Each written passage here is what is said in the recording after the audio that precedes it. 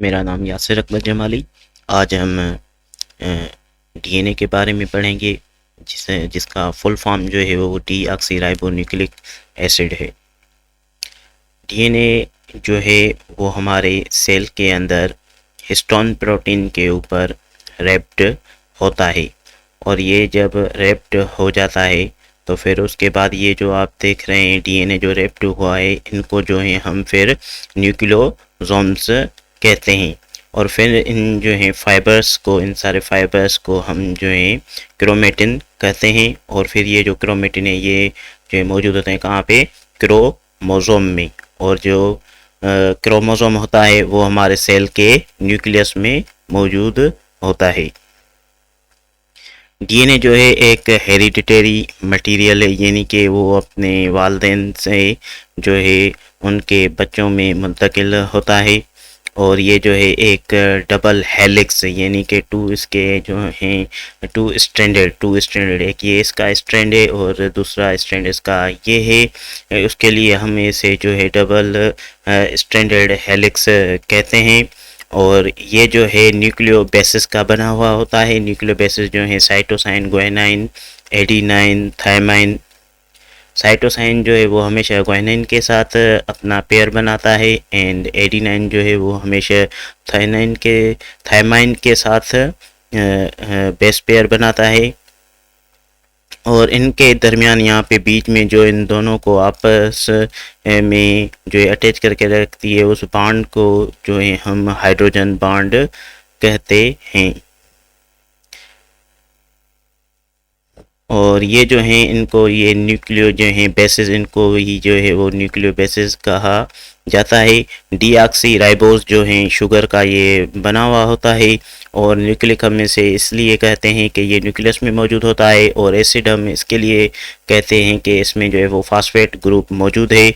जबकि दूसरी तरफ जो है वो आरएनए मौजूद है, वो राइबोस शुगर का बना हुआ है, और वो जो है सेमी न्यूक्लियस में मौजूद होता है। और फास्फेट ग्रुप की वजह से हम उसे जो है एसिड कहते हैं। और उसके अलावा जो दूसरा है साइटोसाइन जो है ग्वानिन, एडेनाइन, इसमें सिर्फ एक ही बात अलग है, वो है यूरासिल की। जबकि डीएनए में थायमाइन होता है और इसमें जो है वो यूरासिल होता है। ये जो है एक यूकैरियोटिक जीन, यानी कि ह्यूमन जो है जीन है। जीन का मतलब होता है कि कोई स्पेसिफिक टाइप की प्रोटीन की जो है वो सीक्वेंस हो, जैसे ग्रोथ प्रोटीन हो गया। तो इसमें अब दिखा रहा है कि कहाँ से वो स्टार्ट होती है। ये जो है टाटा बाग से इस बात को इंडिकेट करवाता है कि इस जगह से जो है वो ट्रांसक्रिप्शन स्टार्ट होनी चाहिए, यानी कि राइट प्लेस से वो जो है ट्रांसक्रिप्शन स्टार्ट करवाने में हेल्प करवाता है। इंट्रॉन, एक्सॉन एंड एक्सॉन, ये जो इंट्रॉन प्लेसेस होती हैं ये नॉन कोडेड रीजन्स होती हैं, और जो है एक्सॉन ये कोडेड रीजन्स होती हैं। कोडेड रीजन्स का मतलब है कि जिनमें जो है वो जीन सीक्वेंस मौजूद हो, प्रोटीन की जो है सीक्वेंस, वो कोड्स जो हैं वो मौजूद हो, उन्हें हम जो है कहते हैं। इंट्रॉन जो हैं वो एमआरएनए से डिलीट कर दिए जाते हैं, जैसे जो है प्रोसीजर वो ट्रांसलेशन का हो सके। जीन म्यूटेशन हम उस बात को कहते हैं कि जब कोई प्रोटीन बनता है तो उसी दौरान किसी जो है इंसर्शन की वजह से या मॉडिफिकेशन की वजह से, या जो है कोई जो है डिलीट, जो डीएनए में कोई चीज़ जो डिलीट करनी है उसकी वजह से, उसमें क्या होता है कि जीन सीक्वेंसिंग जो है वो बेस पेयर्स आगे पीछे हो जाते हैं।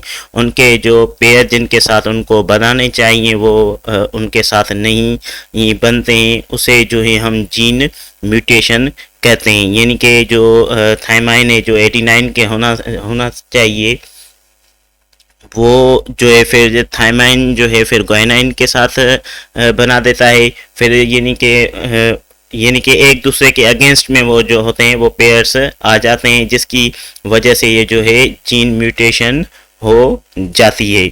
जैसे कि ये नॉर्मल जो है हेमोग्लोबिन है, और उसके फिर जो है ये म्यूटेड हेमोग्लोबिन है। इनकी जो आप सीक्वेंस देख रहे हैं उनमें डिफरेंस मौजूद है। जीन म्यूटेशन जो होती है उसके जो काजेज हैं वो एक सनलाइट है, आयोनाइजिंग रेडिएशन से हैं, केमिकल कार्सिनोजेंस जो होते हैं वो भी जीन म्यूटेशन करवाते हैं, यानी कि डीएनए की जो सीक्वेंस हैं उसमें तब्दीली का बाइस बनते हैं।